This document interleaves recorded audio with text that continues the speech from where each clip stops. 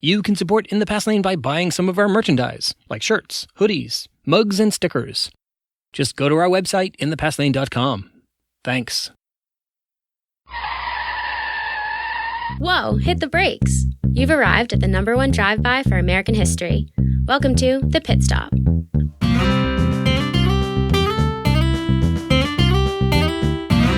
Brought to you by In the Past Lane, the podcast about history and why it matters. Here's Edward T. O'Donnell, your host and historian at large.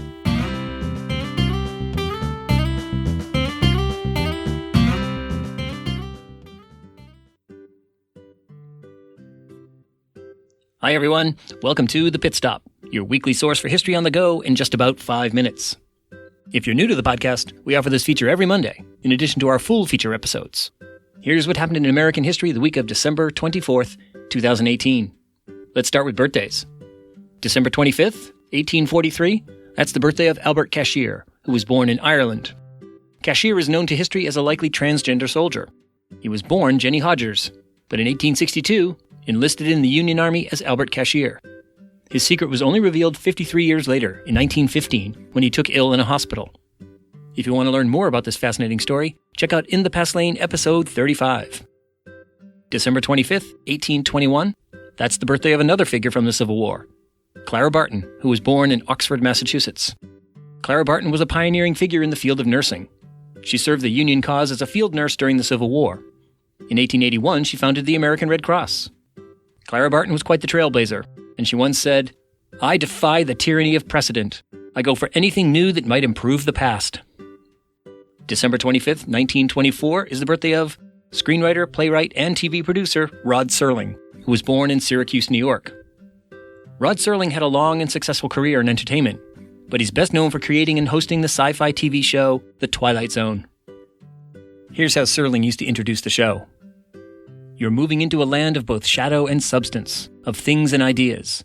You've just crossed over into the Twilight Zone." This week also features the birthdays of 2 U.S. presidents. December 28th, 1856, that's the birthday of the 28th President of the United States, Woodrow Wilson, who was born in Stanton, Virginia. Woodrow Wilson was once considered one of the great presidents in U.S. history, having been a leader in progressive reform and guiding the U.S. through World War I. But in recent years, his reputation has taken a hit, as increasing attention has been focused on his racism and racist policies. The other president born this week did not experience a decline in his reputation because he's always been considered one of the worst presidents in U.S. history. I'm speaking of the 17th President of the United States, Andrew Johnson, who was born December 29th, 1808 in Raleigh, North Carolina. Okay, what about events? December 24th, 1865, a group of ex-Confederate soldiers met in Pulaski, Tennessee to establish a secret paramilitary terrorist organization known as the Ku Klux Klan.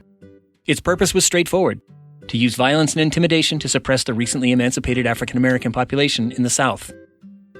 Over the next 30 years, the KKK would murder thousands, playing a key role in the establishment of white supremacy and Jim Crow. December 25th, 1776, in the midst of a winter storm, General George Washington led his army from Pennsylvania across the Delaware River into New Jersey. The next day, Washington's army surprised and defeated a British force of Hessian soldiers. 8 days later, Washington's army attacked and defeated a British force at Princeton, New Jersey. These 2 victories constituted the first good news for the Patriot cause in 5 months, and brought a much-needed boost in morale. December 26, 1908, Jack Johnson defeated Tommy Burns in Sydney, Australia, to become the first African-American heavyweight boxing champion. In this era of Jim Crow, Jack Johnson faced intense racism.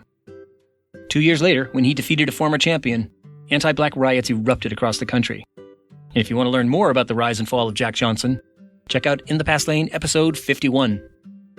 December 26, 1982, Time magazine gave its Man of the Year award to a machine. Specifically to a computer, the IBM 5150. It was a recognition that the age of the personal computer had dawned. December 28, 1735, a little-known Philadelphia printer named Benjamin Franklin announced the publication of Poor Richard's Almanac. Like other almanacs in this era, it contained a calendar, predictions about the weather, poems, essays, and recipes. But Franklin's Almanac, which ran annually for 25 years, is best known for its witty and wise sayings, proverbs, and aphorisms. Here are a few examples. A spoonful of honey will catch more flies than a gallon of vinegar. Fish and visitors stink after 3 days. A good example is the best sermon. And of course, early to bed and early to rise makes a man healthy, wealthy, and wise. Okay, time for the last word. Let's give it to Time Magazine, which 36 years ago this week, in 1982, named the IBM 5150 the Man of the Year. Here's how the article described America's growing infatuation with the personal computer. The enduring American love affairs with the automobile and the television set are now being transformed into a giddy passion for the personal computer. This passion is partly fad, partly a sense of how life could be made better, partly a gigantic sales campaign. Above all, it is the end result of a technological revolution that has been in the making for 4 decades and is now quite literally hitting home. Okay, people, that's your history fix for the week. Now put it in drive and go make your own history. And from all of us at In the Past Lane, Merry Christmas and Happy New Year.